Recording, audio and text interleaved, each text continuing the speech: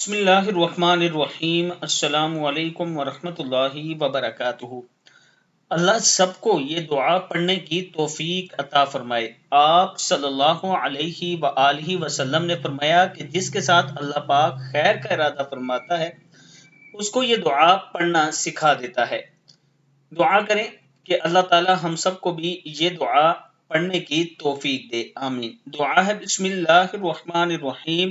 اللہم انی ضعیف فقوی فی رضاک ضعفی وخذ الی الخیر بناصیتی واجعل الاسلام منتہى رضائی۔ اللہم انی ضعیف فقوینی وانی ذلیل فاعزنی وانی فقیر فاغننی یا ارحم الراحمین۔